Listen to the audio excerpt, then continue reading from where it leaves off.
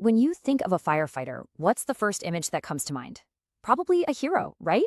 Charging into a burning building to save the day. But what if I told you a quiet revolution is happening? One that's all about winning the fight before a single flame ever sparks. This quote from Mary Martian really hits you, doesn't it? It comes from the National Fallen Firefighters Foundation, and it just gets right to the core of this whole shift. It's suggesting that maybe, just maybe, the greatest success isn't putting out the fire, but making sure it never starts. So let's really dig into that idea. What if we could completely reshape the battlefield, what they call the fireground, by getting out ahead of it, by being proactive? This isn't just about changing a few tactics. It's not flipping the entire philosophy of the fire service on its head. To really get why this is happening now, we have to understand that the very nature of fire has changed. It's changed dramatically. The risks our communities face and that our firefighters face are just a world away from what they were even a generation ago. And look, let's be real. Prevention is never going to be 100% effective. We've all seen some wild stuff online, right? There will always be fires. So that heroic, dangerous work of fire suppression, that's not going anywhere. It will always, always be vital. The goal isn't to get rid of it, but to make it the absolute last resort. This really lays it all out. On one hand, you had yesterday's risks. Older, legacy construction, natural materials. Fires were, to a degree, predictable. But today, it's a whole different ballgame. We have lightweight construction that burns way faster. We've got lithium-ion batteries in literally everything from our phones to our cars. And don't even get me started on the wildland-urban interface, the WII, where wildfires are no longer some distant threat. They're right in our backyards. And here's something you might not think about: the hidden costs. We're starting to realize that the act of fighting a fire, cutting fire lines, using all those chemical retardants, can sometimes cause more long-term damage to the environment than the fire itself would have. It's a tough pill to swallow. But the biggest hurdle might just be cultural. For generations, the glory in firefighting has been in suppression, in the fight. This quote points out that changing that mindset has to start from the ground up. It takes every single company officer deciding that prevention is where the real work begins.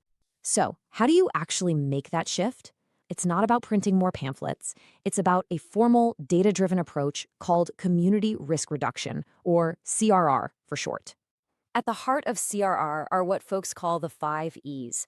It's a complete strategy. You've got education, teaching people how to be safe; enforcement, making sure codes are followed; engineering, designing safer buildings and products; economic incentives, making safety a smart financial choice; and finally, emergency response, which gets smarter and more effective based on everything else. And this isn't just a shot in the dark. It's a rigorous, repeating cycle.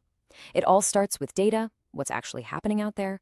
Then you pinpoint the real problems, create a targeted plan, put it into action, and, this is the most important part, you measure the results. You see what worked, what didn't, and you start the cycle all over again, getting smarter each time. Now, when you adopt a strategy like that, it completely changes the day-to-day job. If prevention is really the #1 priority, then it can't just be one person's responsibility, like the fire marshal. It has to be everyone's job. And this is where it gets really interesting. A brand new standard, NFPA 1030, introduces a total game changer: the First Responder Inspector. This isn't just a title. It formally bakes prevention and inspection duties right into the job description of every single first responder. It's no longer just a nice idea. It's a core function. And these aren't just vague duties. We're talking about specific, concrete tasks. Things like preparing written reports on safety issues, checking that fire protection systems are actually working, identifying hazards on routine calls, and making sure that exit paths are clear.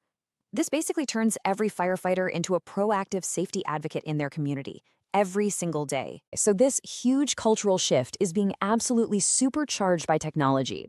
We're moving past just reacting to emergencies and into an era where we can actually predict and stop them before they even have a chance to start. Just imagine this. You've got an AI system watching a server room. It picks up on a tiny 2-degree temperature spike, something no human would ever notice. There's no smoke, no alarm yet, but the AI knows that's not right, flags it, and immediately alerts the maintenance crew. The crisis is completely averted before it ever began. And this isn't sci-fi, this is happening right now. And the tech is just mind-blowing. We've got digital twins, virtual copies of buildings that can simulate how a fire would spread, AI that can analyze a camera feed and spot the very first wisp of smoke. AI-powered drones for spotting wildfires, new fire-retardant materials, even smart sprinklers that literally call for their own maintenance. It's incredible. The big takeaway here is this. By using big data and AI, the fire service is making a huge leap. It's moving from reacting to fires to actively predicting where they'll happen. This is what it means to truly shape the fireground.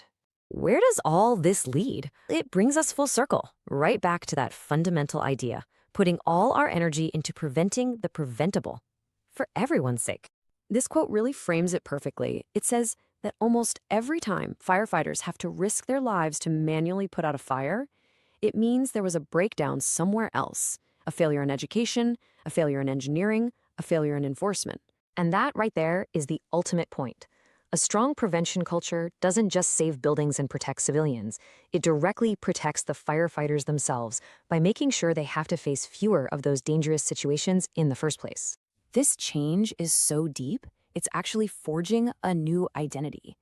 The fire service is evolving from being reactive first responders into proactive upstreamists, a great term for people who go upstream to fix a problem at its source instead of just cleaning up the mess downstream. And that leaves us with one last thought. This shift isn't just about what the fire department is doing. As they become more proactive and predictive, it opens the door for all of us, homeowners, business owners, regular community members, to step up and be part of the solution. Because at the end of the day, preventing the preventable, that's a job for everyone.